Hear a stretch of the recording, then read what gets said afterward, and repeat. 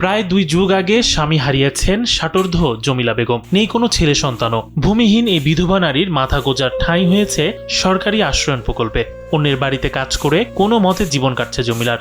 দাঁড়ে দাঁড়ে ঘুরেও সরকারি আর্থিক সহায়তার, বয়স্ক ভাতা কিংবা বিধবা ভাতার কোনো কার্ড করতে পারেননি। গাইবান্ধার সাদুল্লাপুর উপজেলার রসুলপুর ইউনিয়নে গেল 2 দশকে একাধিক জনপ্রতিনিধি আসলেও ভাগ্য বদলেনি জমিলার।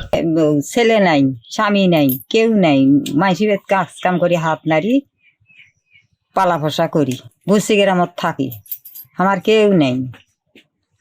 আমার পেট আমাকে পালা নাকি কষ্ট করিয়ে, বুড়েতি বয়সত কি কষ্ট করিয়ে মাইসি পেট 12 মাসে করা যায়। জোয়াদক দিছি হয় নাই, ওই চেয়ারম্যানক দিছি না, চেয়ারম্যানক হয় নাই। বিষয়টি জানার পর জমিলাকে সরকারি আর্থিক সহায়তার অন্তর্ভুক্ত করার আশ্বাস দিয়েছেন।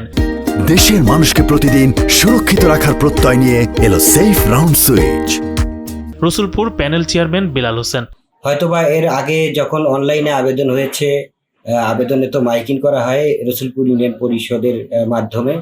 তো আমরা চেষ্টা করব যে নেক্সট যখন অনলাইনে আবেদন ছাড়বে, চাচির আবেদনটা করে তার ভাতার যাতে ভাতা হয় আর কি, সেই প্রয়োজনীয় ব্যবস্থাটা আমরা রসুলপুর ইউনিয়ন পরিষদের পক্ষ থেকে ইনশাল্লাহ করার চেষ্টা করব। দীর্ঘদিন ধরে দরিদ্রতার সঙ্গে লড়াই করছেন জমিলা। অন্যের বাড়িতে কাজ করে যে অর্থ উপার্জন করেন তা খেয়ে পরে বেঁচে থাকতেই শেষ হয়ে যায়। রোগে আক্রান্ত হলেও চিকিৎসা নেওয়ার উপায় নেই জমিলার। বিষয়টি বিবেচনায় উপজেলা সমাজ কর্মকর্তা জানিয়েছেন, খোঁজ খবর নিয়ে তাকে সরকারি সহায়তার আওতায় নিয়ে আসা হবে। যেহেতু এই বিষয়টা জানতে পারলেন এবং আমাদের জনপ্রতিনিধি মেম্বার অথবা আমাদের যে সমাজকর্মী আছে তার মাধ্যমে এটা খবর নিয়ে উনি যাতে এটার আবেদন করে সে ব্যাপারে আমরা সহযোগিতা করব।